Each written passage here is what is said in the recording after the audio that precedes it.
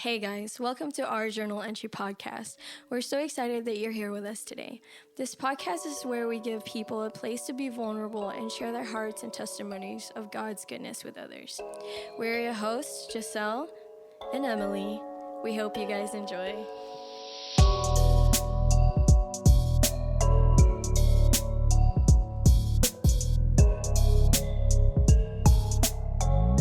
Hey everybody, and welcome back to another episode of our Journal Entry podcast. Episode 7.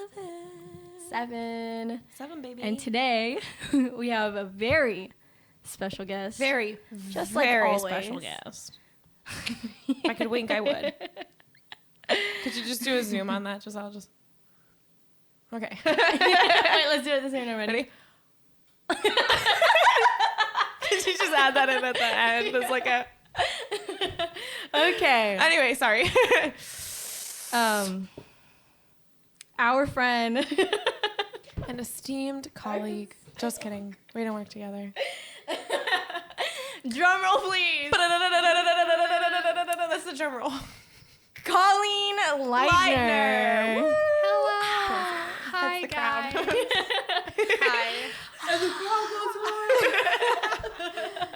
Hi. Hi, Colleen. Hi, how are you?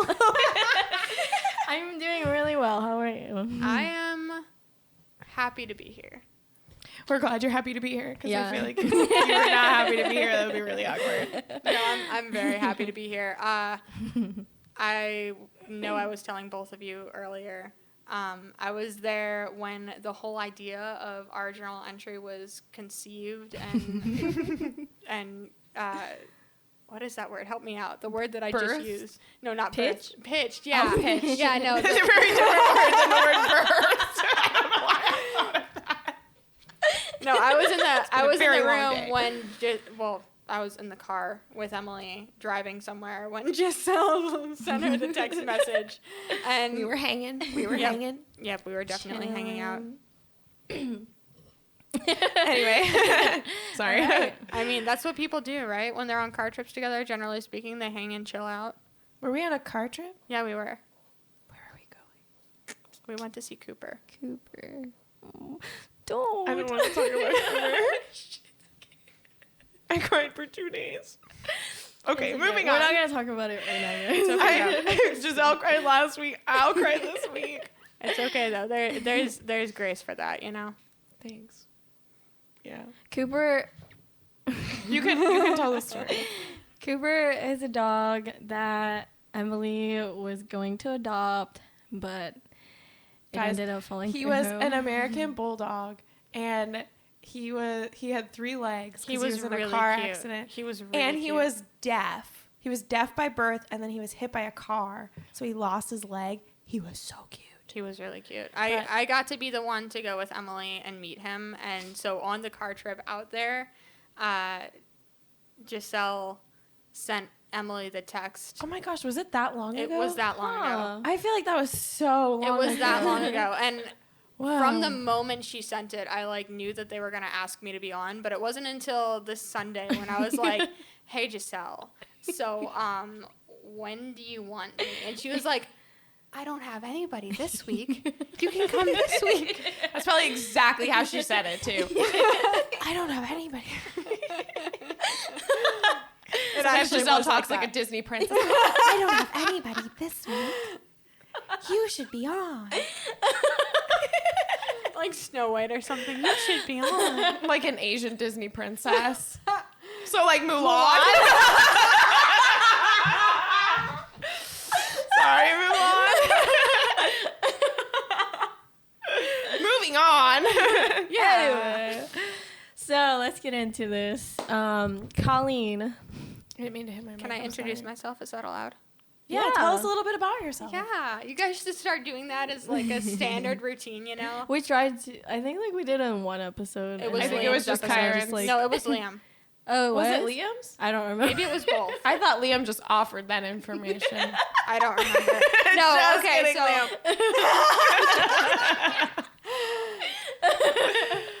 Oh man. No. All right. Introduce yourself. Yeah, no, my name is Colleen Leidner. I'm 20 years old. Sorry. I'm just kidding. I was trying to be funny and it didn't work. Keep going. Anyway, I'm 20 years old. I'd like to think that I'm one of the closest friends of these two weirdos. For those of you listening, you didn't see I just threw up a peace sign really slow. No. I am a 20-year-old journalist. I just said that I'm 20. Why am I so excited about my age? I turned 21 in 20. September. You guys I'm didn't excited know. about 20. that. I'm 20. she's 20 years old. I think it's really cool that we're so young and we're doing something like this. I think that's what I it know, is. right? I think it's really cool. You know, like that whole idea of like don't let anyone look down on you because you're young, but set an example for the other believers. Right. Yeah, that's what's going on here. You tell him. Tell him, Colleen. I'm literally telling them right now. She's like, I'm trying to. Stop cutting me off. Cut it out. So, yeah, I am a journalism student. I'm studying for my bachelor's in journalism. I am the oldest child of 6 children, and that's a handful. I like to read. I like to write. My current journal, actually, it's a really funny story. I'll get into it later. It's relevant later. A little cliffhanger action sprinkled in there for you guys. You have to listen to the end. Yeah, no. My current journal is one that my brother kicked. I don't know why he kicked it, but he kicked it. And he sent the for some reason it like tore and the cover was busted. So Owen had to fix it for me. Nice. Good going, Owen. Shout out to you. No, I'm really excited to be here. I'm really happy that I can be here with you guys and talk to you. Yeah, we're really happy that you're here. That didn't sound rehearsed at all. No, I mean it wasn't. It wasn't rehearsed. It wasn't rehearsed. We're really happy that you're here. It's like the Chick-fil-A employees. My pleasure. My pleasure. I can serve the next guest. We were trained to say things like that. Literally like robots. Oh, you know what I should have mentioned don't come earlier? after me. I like my job. I know you like your job. You complain about it every chance you get. Stop. I have coworkers that listen. I don't complain about it every chance I get. I need to put that out there. I complain about it every other chance. She loves her. She loves her job, guys. was a joke. I never stopped hearing about it. It was a joke. I'm just kidding. In case you were wondering, Emily works at Chick-fil-A. In case you haven't heard before. No, I should have said this before, but it just came to me that I should say this now. I am a Myers-Briggs ENTP. I am an Enneagram 4-wing 3, and I am a chaotic neutral in the alignment chart. Why did I say all that? I don't know. Everything but my horoscope. I don't know the last one. I don't know. It's a that Dungeons one. and Dragons thing. It's a well, I nerd would- thing. Um, It basically cool. it basically states that I don't care about rules or people unless the situation depends that I do. So like if I'm about to get a speeding ticket, suddenly I care about the rules. I care about the rules pretty much all the time. But Yeah, you're like the most lawful good out there. play sad music when you edit this.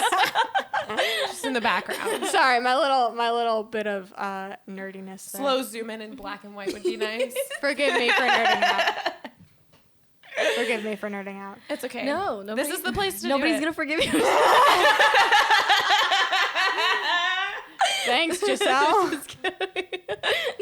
I really appreciate that, Giselle.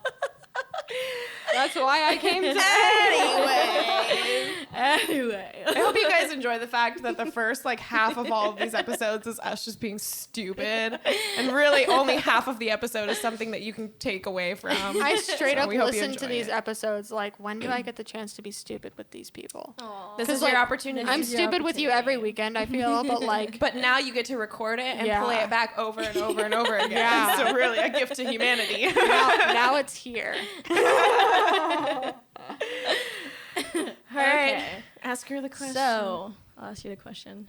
What's on your heart, Oh, Colleen? what's on my heart? So many things are on my heart right now. I already said that I'm happy to be here, so I can't say that. Not again. No, definitely not. I am reading a really good book right now. It's called The Night Circus by Erin Morgenstern. And if any of you are readers who enjoy the feels and the drama and the suspense, check it out because it's a really good book. I'm like on the climax, so I'm really thinking about that. And that's all. And that's the end of the episode, everyone. Just kidding. Colleen, back to you in the studio.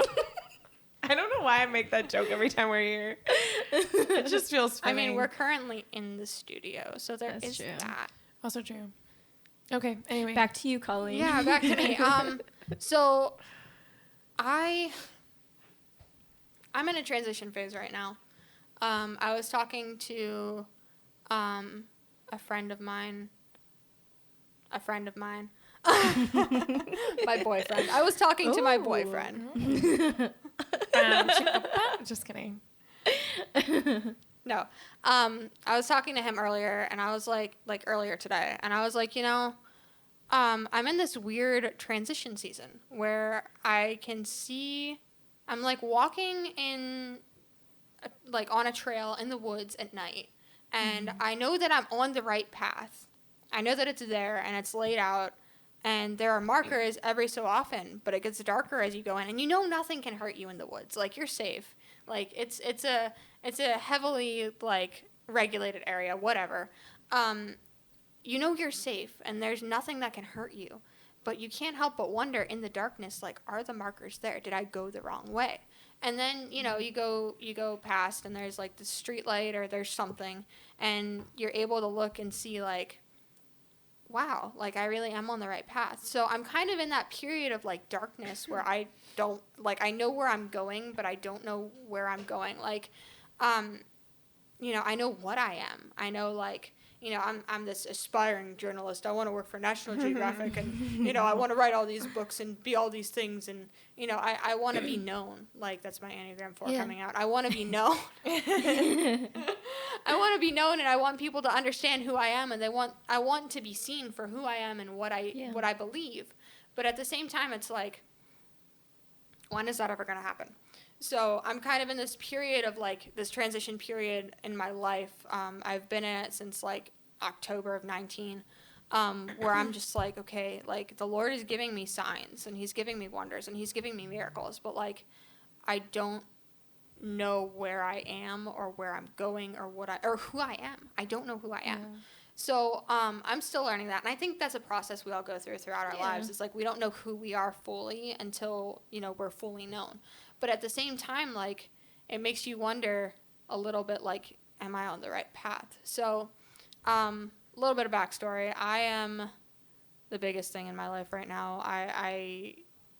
January of 2020, I mentioned before that I'm the oldest of, like, 6 kids. The second to youngest was diagnosed with T-cell lymphoma. It's cancer. And our entire world shifted. Like, we were homeschooled, we did our thing, we were happy, we went to work, like, for me, I went to work, I went to school, it was fine. So right before Corona hit, my sister was sick. That's actually a testament to the goodness of God, because, if we had left it for, like, she had trouble breathing, but we thought it was, like, some sort of respiratory thing. We didn't think that it was like an actual like mass in her chest. Yeah. So we went to all these different doctors, and they were like, oh, well, this, that, the other, whatever. And so finally the antibiotic that she was on, my mom called the people who gave it to us. I think it was like a clinic or whatever. My mom called the people who gave it to us, and they were like, oh, well, she's having an allergic reaction if she can't breathe. No, it turns out there was, the antibiotics were completely useless, and there was a mass in her chest. So she started undergoing treatment, and within 2 months she was cancer-free. That's great. Yeah. But there's still like that whole, we need to like make sure that all the cancer's gone for good. Mm-hmm. So there's this treatment plan, excuse me, there's this treatment plan, and during the treatment plan, you have to work out, and I don't know, basically they give you chemotherapy, they give you steroids, they give you whatever, and it's just steroids. If I could send those things back to the pit of hell. Oh my gosh. Like the word, it just triggers me. I don't know. So through all that, like right before that happened, the Lord was like, so I'm going to put you in this season where like you find out who you are, and you're like really deep in me, and you really understand like who I am. And that was something that like I didn't just hear from God. Like it was, inner healing sessions and all these different things were just pointing back to that. And I was like, okay, that's really cool. And then all of a sudden my sister is sick, and it's like, so now we're driving 45 minutes to the hospital every single day to be with our sister. Like, what is the point in this? So, like, I knew, like, at the very beginning, I was like, okay, God, like, you gave me this vision, and, she's going to be fine, and everything's going to work out, and we all have peace about it, and it's going to be great. But then you're, like, caught in the middle of the storm, and you're like, this just isn't doing it for me. So I fell into a really bad depressive episode. Like, I laugh about it, but it wasn't. I barely remember anything. I remember being in bed, cripplingly, like, not even able to get out of bed because I was so sad. Like, and it was just like this thing that ate at me and consumed me and became like what I was. And it was really bad because it was like the kids need me, because, my dad was still going out to work. He took the second oldest kid with him. And it was like, Mom was with V, and Dad and Rayma were out working. And so it was me and the ones left. And it was like, we're the ones left. It was like, we're stuck in this rut, and we don't know how to get out. And I was stuck in this rut, and I didn't know how to get out. And it was like, well, thanks, Lord. He told me all these great things. And because at first I was really excited. I was like, this is exactly what he was talking about. Like, there's this trial, and you go through trial by fire, and like, it's great. And you come out like this shining something. And I never knew what the something was. So it was really tough because like, when I was 18, I realized that I had anxiety. Thanks, MJ, for that one. No, I realized that I had struggled with anxiety for my whole life because suddenly it just hit me in this whirlwind of like, oh my goodness, I can't breathe, Yeah. And I remember being 5 years old having panic attacks. I remember, all these different things, and it was like, oh, that's what that is. I'm really anxious, and like, it was really bad, and so it went from really bad to this season of like, okay, God, I'm barely hanging on, to you're going to become this great something. And then all of a sudden my sister's sick. So it was like, I started self-harming again. I didn't eat barely at all. There were just all these different things. I remember, there was a 1-month hospital stay at the very beginning when they were trying to like figure out what the treatment plan was and everything else. And then they came home for a month, and then 2 months, like, there was, like, a couple scares, and it was, like, okay, and she was kind of on a regular whatever. And in the middle of all this, COVID is going on. So it's, like, it's really, it's really not a good thing. And you have all of that. I'm trying to figure out where my train was going. I had a train of thought.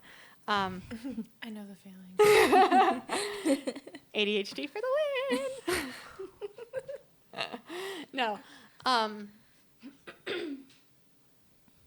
So there was a month where they were trying to figure out what was wrong and whatever else. And so then she was then she was home, and she went for treatment. They give chemo, and they give steroids, and they give whatever. She went for treatment, and then like a month and a half after that, I think, she had this really bad pain in her stomach, and she went back to the hospital for 2 whole months in the middle of Corona. So none of us could see her. None of us could be with her. And it's like, you know, we're this close-knit family. Like, we're homeschooled. We love each other. We're whatever. And we went from this close-knit family to everyone lost in the cracks between. Like, I remember my 14-year-old sister coming to me and being like, some of my closest friends aren't even asking me how I'm doing. Like, some of my closest friends who love me and care about me are just asking about my sister. And, like, I knew what that was like because, like I said before, I just want to be seen for who I am. Yeah. And all of a sudden, all these people are like, how's your sister? And I'm like, I realize you just want to help, but can't you see that I'm dying inside? Like, can't you see that there's something wrong here? So that was really rough. Yeah. And by the time, like, I don't even remember my 20th birthday because, like I mentioned before, you know, I'm 20, woohoo. No. I actually don't think you mentioned that. Could you restate it again for everybody watching and listening? How old are you again? I already forgot. I didn't write it down. I'm sorry. Could you state it again for the written record? No, Oh, man. I don't even remember my birthday. Like, I think we went, like, my sister's best friend came over and we watched X-Men or something. I don't even remember. But, like, you know, I was in this place that was so dark and so depressive and so, like, I didn't even see the point in, like, living anymore. And, like, I wasn't about to end it because, backtrack, like, a couple of years, one of my closest friends, this is just a nutshell, one of my closest friends, I had called him and I had been, like, wanting to just have a conversation with him. And he's like, I'm really glad you called me. I was about to do something stupid. And the Holy Spirit nudged my heart and was like, you need to stay on the phone. So I, you know, by the end of it, like, he was okay and he wasn't, like, thinking about that anymore. But, like, you know, I asked him, I was like, what just happened? And he's like, yeah, that's exactly what it was. And I was like, okay. So from then I was like, I can't, like, the thought of losing one of my closest friends in the moment is too great for me to even try that. So no matter how sad I get, because, you know, I was always the happy one. I was always the excited, like, joyful child, like, to the point of being immature. I'm still immature. It's bad.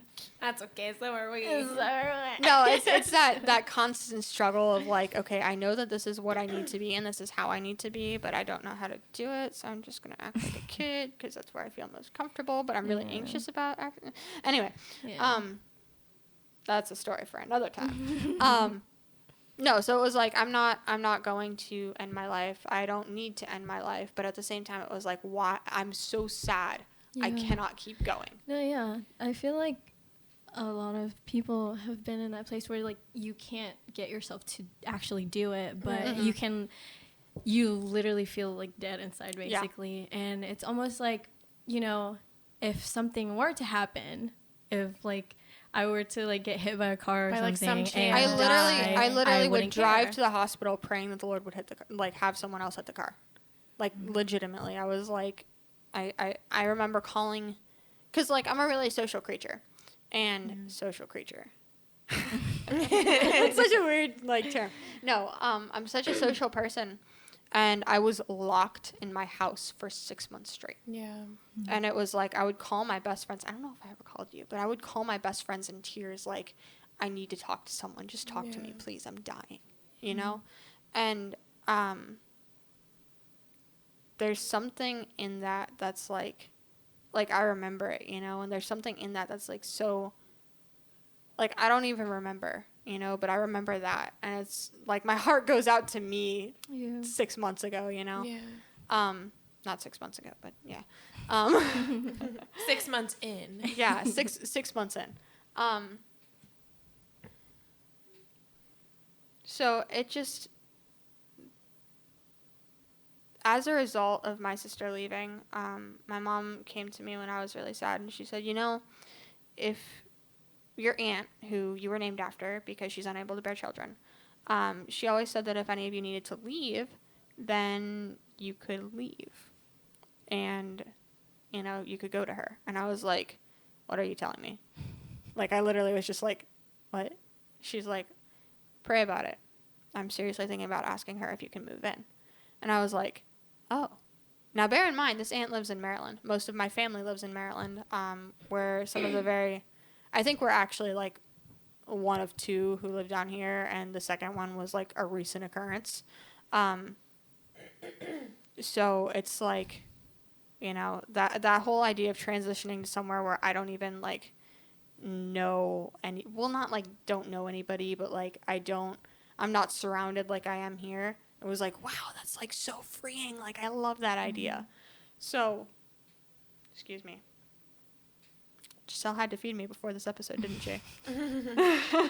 Nice little salmon burps. Yeah. Thanks, Giselle. Genuinely. That's how I ask for payment. If you ever need me, feed me. That's going in the written record. If you... I'm sorry, you can continue. It's if you need me. If you ever need me. If you ever need me, feed me. I don't ask for Is payment. it like a comma, feed me? Yeah, that was a comma. No, it's like I don't need payment and like fiscal payment. I don't need anything. So anyway, back to my aunt. So that was the plan for a really long time, and just recently, like super recently, she called me and she's like, "Hey, your uncle is really immunocompromised. There's this pandemic going on in the north, like in Maryland especially. They're like completely brainwashed to believe that the pandemic is a big deal. And like, I'm not saying it's not. Like, I have a little sister who's legitimately immunocompromised. I'm not saying that it's not a big deal, but I am saying that it's not something to worry about. Yeah. Please don't come after us with your political stands. Come Thank after you. me. We will tag Colleen on our Instagram page. You can come after her. No, straight up, come after me. I will. I respect everybody's opinion, but I have my own opinion, and I expect that to be respected. Yeah. Which is fair. Exactly. So there's all of that going on, and she's like, we got our shots, and like she'd never said anything about vaccine. Like she had not said like, we want you to get the vaccine in order to come. Like she just like jumped it on me. She's like, we would feel better if you got the vaccine. And I was like, okay, so when I was 2, I got vaccines for the first time. I had seizures that night and almost died. I'm not comfortable with that for my own safety. You know what I mean? Yeah. And not only that, but I've talked to multiple doctors, and I'm not at all pleading my case here, but I've talked to multiple doctors, and I'm like, I'm not like they're like, generally, if it wasn't like a worldwide pandemic, I'd tell them to wait a couple years until the research is out there. So there's that. And, I had already had COVID, and I genuinely thought she was going to be okay with me just saying, I did the research, I had COVID, I'd only be 6%, like natural immunity is only 6% less effective than the virus or the vaccine. So I really thought she'd be okay with that, and she wasn't. And it was like, okay, so my plans just went through the roof, through the floor. They dropped out from under me. They disappeared. They dissipated. They exploded the house. I feel like that one really just covers all of the bases. Yeah, no. So. So there's it all exploded everything. like I said before, like I am in a transition season, and so it's like that was gonna be my transition, and now it's gone. So 2 weeks before, and I love my aunt. Like there's nothing at all against my aunt. She actually had told me that she would like help me out if I found somewhere close to my parents, which I did. 2 days before, she came to me and said, "I'm not okay with you moving in with us." Owen came to me and was like, "Hey, so my boss offhandedly mentioned that she needs someone to live with her and like rent from her, and she wanted it to be me because I'm looking for somewhere, but it can't be me because she has a 19-year-old daughter, and it would have to be a young woman, and it's really strange." And I was like, "Okay, I'll take that into consideration." It's really That's strange that she would mention that. No, yeah. so it looks like I'm moving out of my house in July. And that's something that really needs to happen because since the whole thing with Victory started, like, obviously my whole family is kind of upset at me for being in this horrible depressive episode when everybody was like, okay, we're just going to keep going, And, like, I get where they're coming from with that because it's a team, There's teamwork involved. And if there's not teamwork involved, then the ship sinks. Yeah. But, wow, you really did write that in there, didn't you? I did. No. Yeah, so there's all of that. And my family is kind of at this place where, like I said before, I'm 20 years old. I'm in this transition. They're like, we want you to stay, but we can't let you stay because you need to just get out because it's better for the good of the family at this point. Because I have my own life. Like, I literally got off work and did all the chores that I could possibly do in the small time frame I had, and I came here. Like, that is my life. And so they know that I need space to be who I am, and I know that they need space to figure out who they are in the aftermath of this tragedy that we've been through. Yeah. Don't tell me it's not a tragedy. I literally have PTSD. It's bad. I was at my best friend's house. One of my best friends. I have multiple best friends. Is that normal? Yeah. I don't have any friends at all. I'm just kidding. I am your only friend. Me and Giselle. This is sort of true, actually. No, I was at one of my closest friends' houses, and he was like, you know, he and his sister were talking about, I think, like, Harry Styles going to, like, sing for cancer kids, and I literally, like, could not breathe, and I didn't know what was wrong with me. Like in a good way? No, like you were a- really excited like a to see bad Harry way. Styles. Okay. I don't know what people's personal opinion of Harry Styles is. I didn't know we it were was sharing like, that. I turned to him, I was like, shut her up right now, I can't do this. And then I was like, wait, what just happened? I'm sorry, like, I didn't mean to be that rude. And he's like, no, it's okay, PTSD is a thing. And he, like, literally was like a therapist in that moment. Tell me how you feel. No, just like that. I'm kidding. No, it was really rough. So there's that aftermath of this tragedy that we've been through, and this whole, like, I don't know, the whole virus and these unprecedented times, and, you know, notice how sarcastically I Quote said the that. media. Quote every single college professor ever. These unprecedented times. I know it's really hard for you in these unprecedented times, but here's 58 assignments. We hope you drown in academics if you haven't died from COVID yet. You're welcome. Or you drown in your tuition bill. Anyway, not getting into that. Continue, please. Can you confirm? It's just like that. I neither can confirm nor deny. No, I confirm. So, no, it's like all throughout that there's still that, like, desperate hope of, like, I was told that I'm going through a transition and it's gonna be okay, and I can't see the marker, but I know it's there. Mm-hmm. And, you know, the Lord sends signs throughout the entire thing, you know, like, I'm trying to think of a specific one besides Owen because that one's too obvious. Yeah, but they don't know, so you could tell them. Okay, so long story short, I went to church for the first time in like 6 months, and I hadn't been there, and everyone was really excited to see me because they're my church family and they love me, and it was just one of those things where I came in late and everything stopped. Like, everything stopped for a minute. And it was really cool because I was like, wow, they see me. They like me. It's great. I was a little bit happy for a moment. And I met this kid, and I somehow just knew that he's not a kid. He's a man. I somehow just knew that this man was Oh, like... and you're a child. I knew that he was like one of those people who would, like, you know, just... He would, like, help anybody out. Yeah. And so we were the last people in the parking lot, and we said goodnight. And it was, like, really awkward because Anna was leaving, and the boy that I liked at the time was riding with Anna.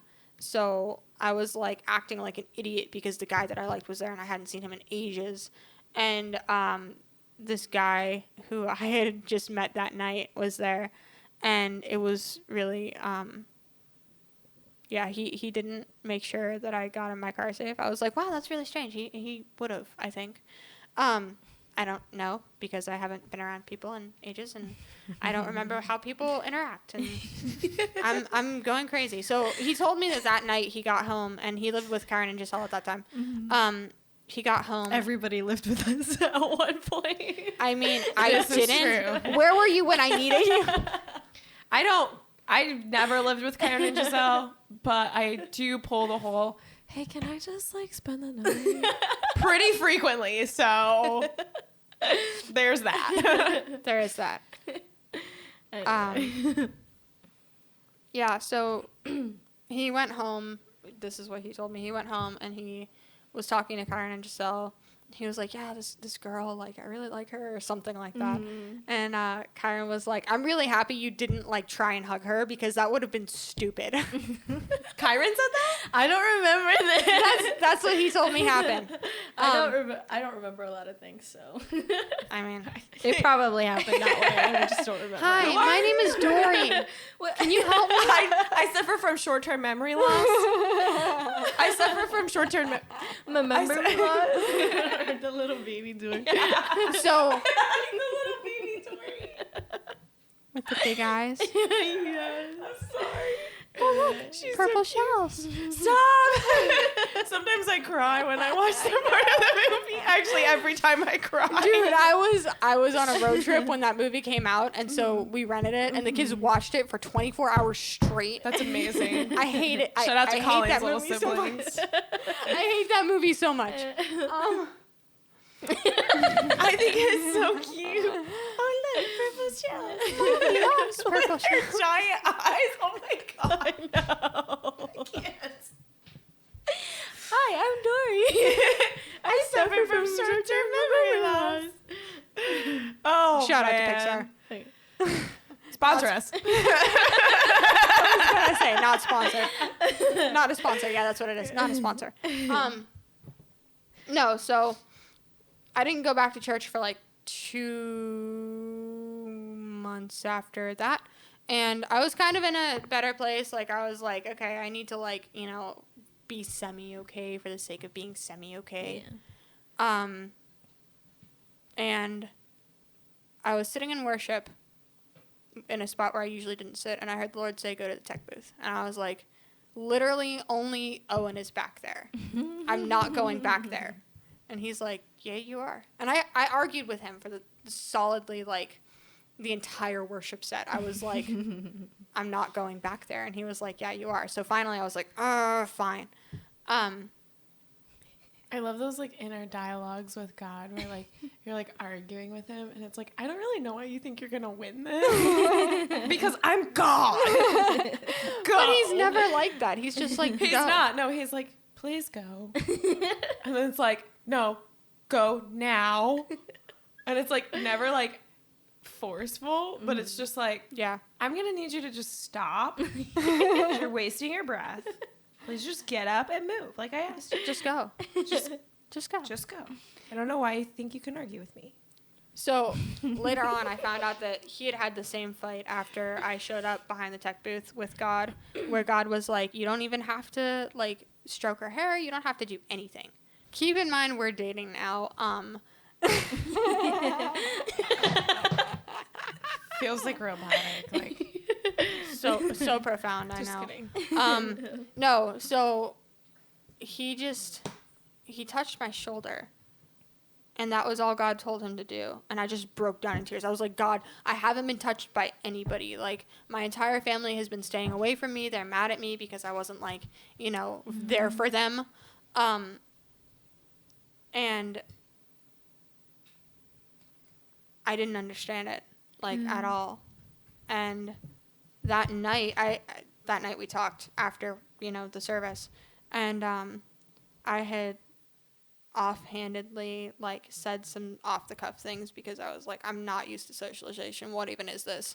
I was locked up in my house for 8 months straight. So I told him some things, and that night, like, we'd exchanged Facebook information, like, beforehand for some reason.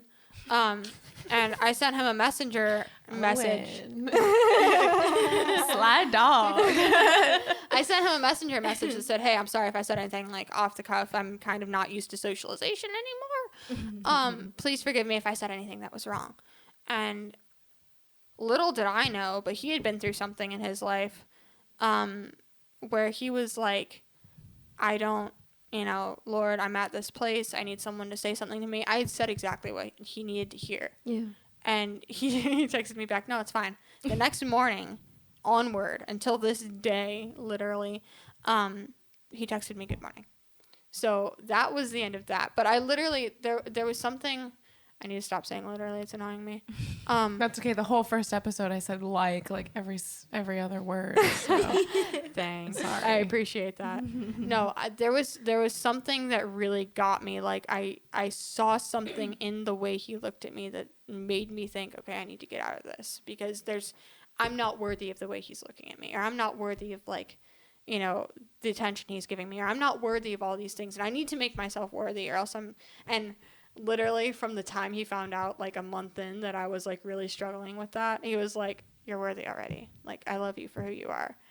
And I know, he's the best. I love him. I mean, he's right. Yeah. Yeah, he is. I'm going to be really, really rude and pull up my phone and look for something really quickly. So if you guys want to. Go ahead.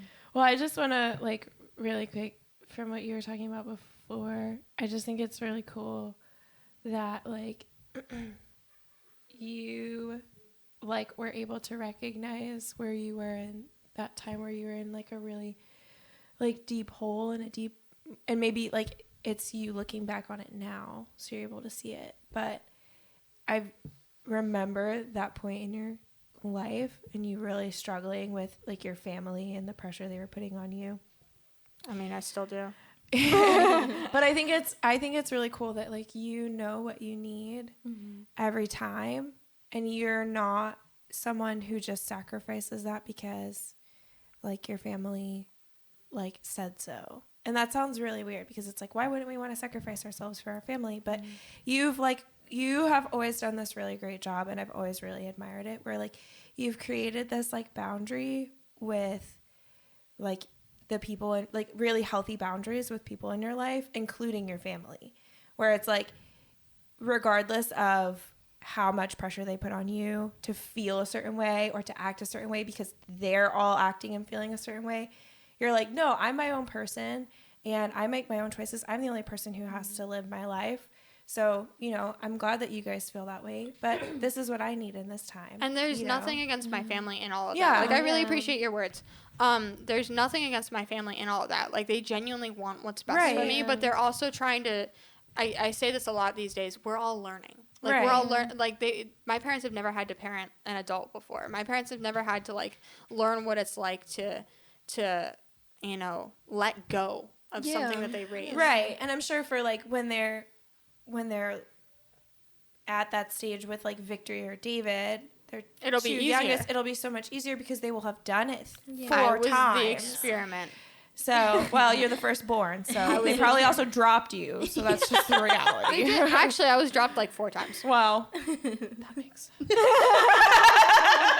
I was waiting for it. I knew it was coming. Anyway, but yeah, so I just wanted to put that, like, I've always really admired the way that you are able to draw really healthy boundaries with people and just tell your family, like, I respect you guys and, I'm here with you and we walk together through this. However, I am an adult and I am my own person and I have to be able to, like, I have to be able to feel this. I have to recognize how I'm feeling, because if not, then this gets so much worse. And genuinely, like, everything they say is taken into consideration, but at the same time, it's also processed. Like, the ENTP. It's all processed and categorized, and this is where I'm at, and this is what I'm thinking, and this is how I need to feel. And it's really hard for me not to get, like, controlled by my emotions. Right. Yeah. But at the same time, it's like, we're all learning. And there's grace for the learning period. Like, there's a learning curve. Yeah. So I found the thing I was looking for. Okay. I am a writer.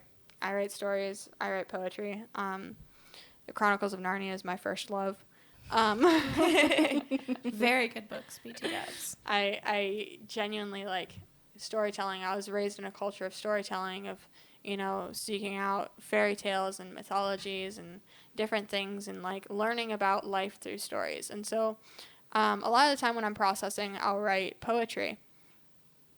And I was praying about what I should talk about on this podcast, and the Lord highlighted a specific poem to me, and I'm gonna read it because I think that it really encapsulates where I am right now. Actually, Emily, do you want to read it? Because I do a really bad job at reading my own writing. I do a good job at reading people's writing. I feel like I'm like dyslexic. I'll read it. If you want me to read it. From the break to the break. Okay. All right. What is this titled? Should I give it a title? It's not titled. Just It's read it. Untitled. Like episode 1 if you haven't watched it. Shameless plug. Untitled by Colleen. Colleen Leidner. Why do you just keep forgetting her I keep name? forgetting. It's it. okay. Say what That's it was. unfortunate. If it's easier, you can I call never me. say your last name. If it's easier, you can call me Colleen Elizabeth. Colleen Elizabeth. It's like just as long as Leidner. Well, no, Colleen Elizabeth actually has a meaning. Like, Colleen Leidner means, like, girl, person who is disliked. Literally, my last name means person from the hill place that is disliked. I don't like my last name. I'm happy that eventually it's going to change. Shout out to Owen. Just It's kidding. like, We're not putting pressure. My first Just name. had to follow that up. My first name means sea of sorrow. So, and I can't change You that. poor child. I mean, you could. No, I'm not gonna change it. That's no, why I don't go by it. My full name means girl consecrated to God. I was my mother's first gift to the Lord. That's the meaning behind my name. Emily, don't cry. Oh. That's so... I'm trying to hold it together for the people on the podcast. It's not working though, so I'm just gonna read this. Okay, All right. this is Colleen's poem. Okay. So dance carefree, far above our tragedy, our eyes lit wild, and hair caressed by the wind. I sputter insignificance, verbal nonsense, watching you run past, screaming freedom, until your throat is raw. Possessed by some charming spell, the kind no one often finds. Oh, sorry, hang on. I hate to edit it. No, I'm sorry. Sorry. Okay.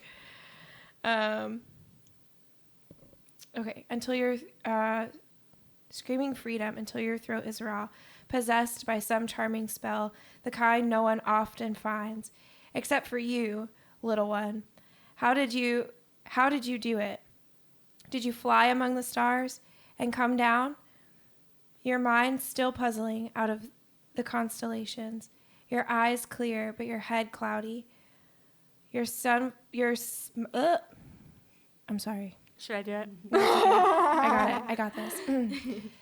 My sunflower child, my sunbeam sun, smelling of cinnamon and clove and morning mist, the Ambrosia. ambrosia. Never had to read that word before. I'm so sorry. It's from Greek mythology. The ambrosia of the gods. Were you struck by lightning out there, sailing across the stormy ocean to reach me? I'll pay you songs until you're in. Or I'll play you songs until you're in, watching you cry for freedom. You once knew but never had. Wow. That's really beautiful. What inspired you to write that?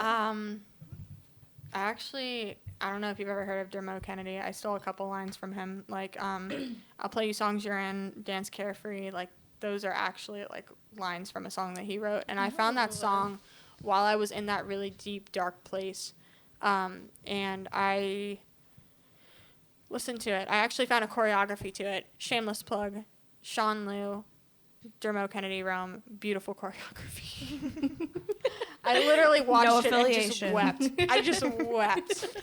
Sorry. It was one of those things. And I was like, wow, like this is exactly how I feel. Like in that song, in that story, in that, choreography, it was like, cause I don't want to say that I'm a dancer, but I like to watch people dance.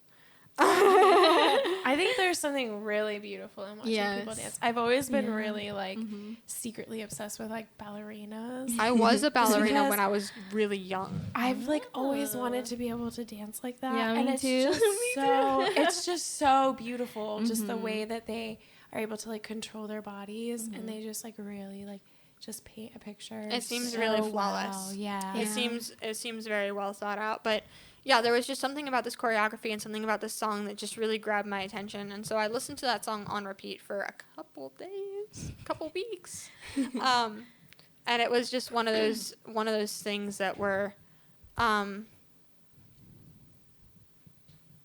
it was really profound, and it was something that I needed. You know what I mean? Mm-hmm. And so in the middle of that, needing that fire almost, like, I just sat down and wrote a poem. Like, there wasn't anything to it. It was just like, but that one line specifically about, because like the whole idea is like, we're caught in something, and you're a beautiful mess in the middle of this something, and you had these dreams of grandeur, and you had these thoughts and these ideas and these, everything, and it was lost. It was shattered. It was smashed. Right. And, you're caught in between this beautiful, like, waking up every day with, like, I had this dream and it was great, and then realizing, like, it's gone now, Yeah. And so,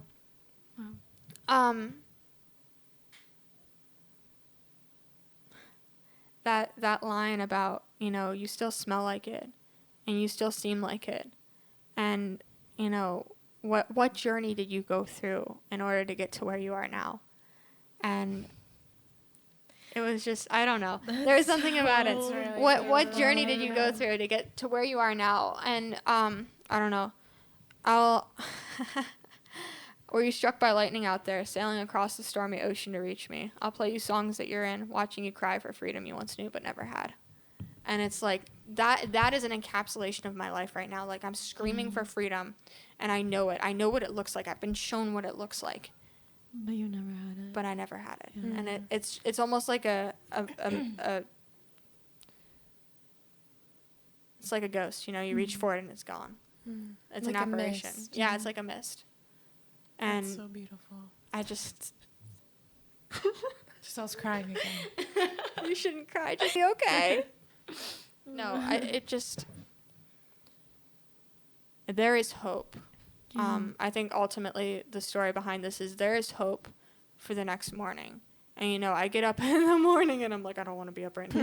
I think we all do to some degree. But, like, they say that a side effect of depression is, like, wanting to sleep all the time. Yeah. And that is correct.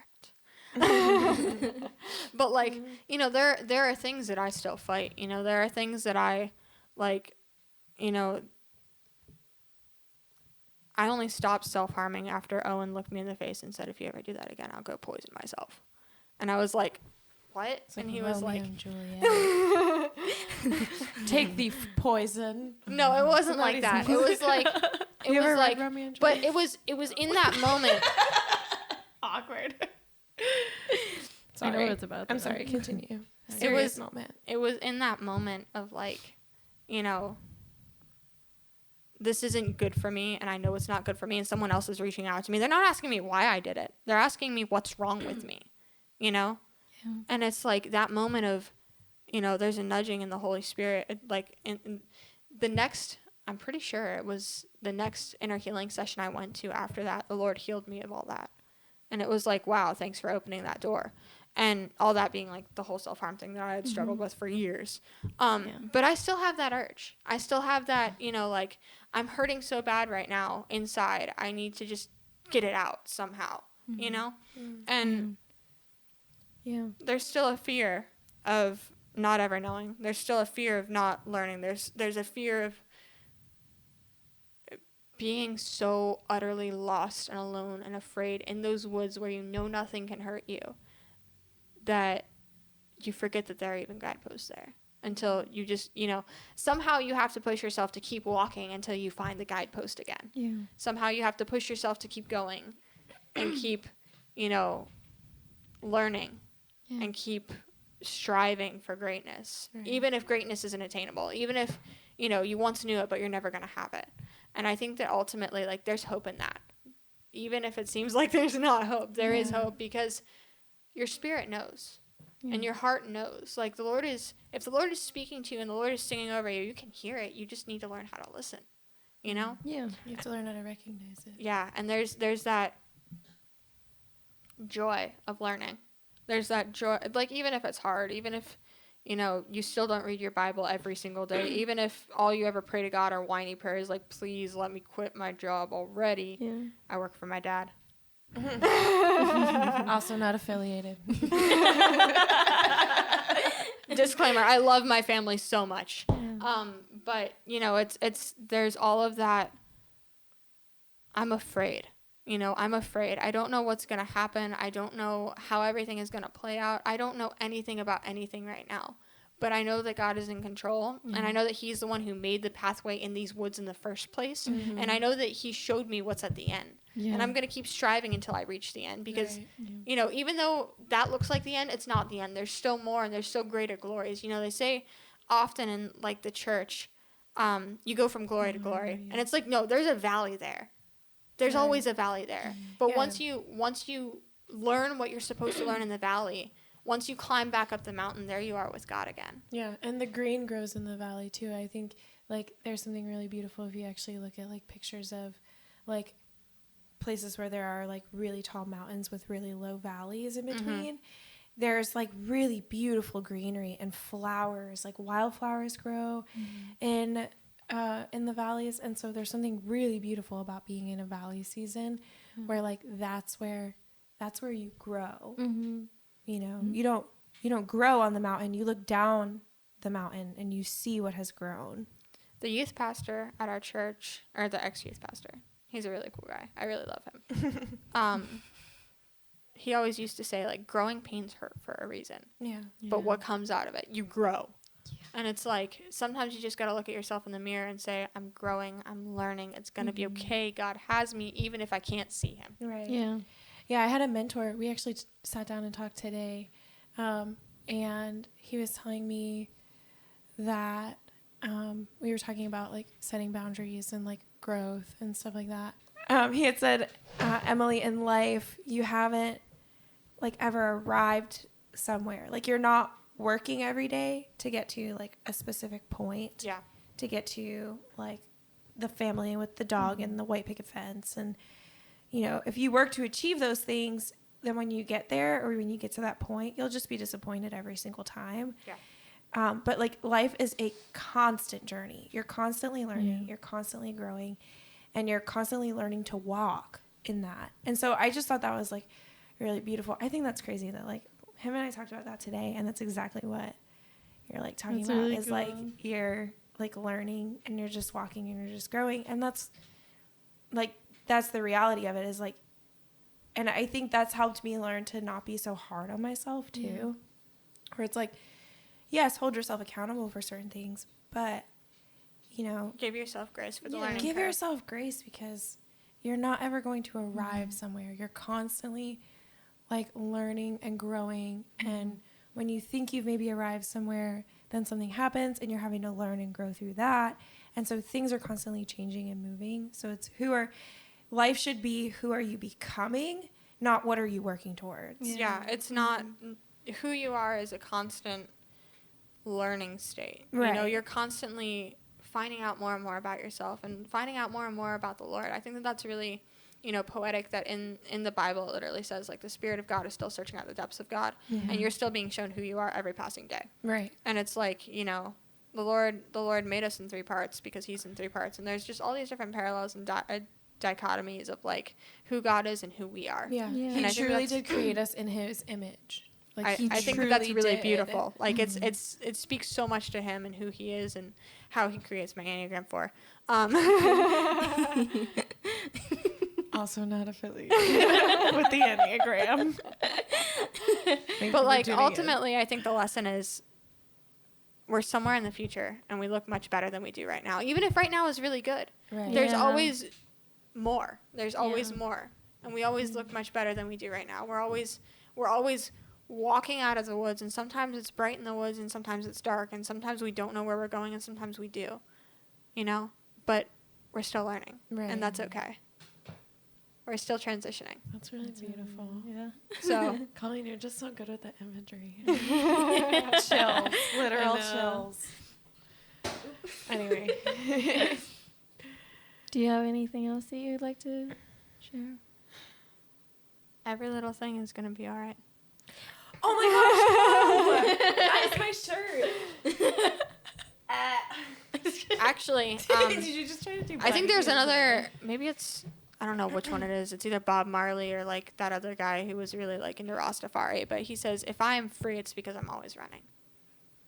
Yeah, I feel like that's very true. If I'm free, it's because I'm always running. I feel And like so that's like the ENFP theme song.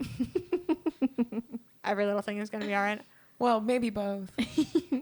No, it's I feel like the ENTP theme song is "If I am free, I'm always running." yeah, no. and I feel like the ENFP It's is every like, little thing is going to be every little thing is gonna be all right. Yeah, no, if I'm free, it's because I'm always running. You know, and I think about that a lot. I think about how, you know, we're called to run a race and we're called to be free in Christ. Mm-hmm. And as we run the race, we become more free. And ironically, this guy wasn't a Christian.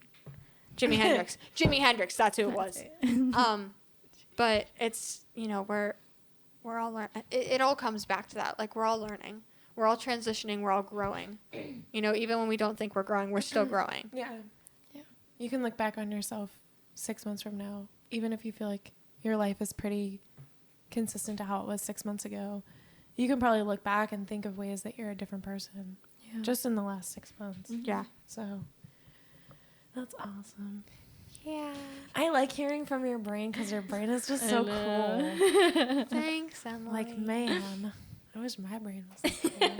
Everyone's brain is unique, but I can't help but think that I'm a little bit extra unique, you know. Yeah. Not as unique as me. Extra sprinkles. No, just all is the most uniquest. The most uniquest, so much so that we are just totally avoiding all grammatical, just everything. Yeah, call me out. Me and my grandma. Well, you are a journalist major, so you've got to figure it out here. I'm a journalism major. I'm an English minor, and I make grammatical errors when I talk. But I am faithful to tell anyone else their grammatical errors when they speak. I am the exact same way. It's like, I'm sorry, I that's make a lot of whom, them. not who. Sometimes it's who. Sometimes it's who. Or when Joey goes, whom? And he goes, that's right. They all looked at him like he had 6 heads. I don't even watch Friends, but I know exactly what you're talking It's about. so funny. Oh my gosh. Okay, so before we close, Emily. No. You get to go first because I gave a little bit of encouragement in the middle. So that was part of mine. You can go first. You know how this goes. You know. We're I going don't to give know, you a do little I? encouragement. There is a seatbelt on the chair. Please feel free to strap in if you feel the need to. Colleen. You made the belt buckle noise. I really admire the way you love people. I think it's just really cool that you genuinely love pretty much everybody everybody you meet, and it's just so cool watching you like show affection towards other people. And I just want to say that you're like one of the strongest people I've ever met. Truly, like from the things that you've told me, what you go through with your family and what you've gone through, it's like I don't even know how I would handle being in that situation. I just think it's really cool that you're handling it like so well. Right. Yeah. Minus that depressive episode. Yeah. Well, We're all even entitled still, to you're one or still two. here. You're still here. You're still going strong. You're believing that God is taking care of everything. Yeah. Yeah, so I think it's really cool. Thanks, Giselle. And that's all. I'm just kidding. Closes it out.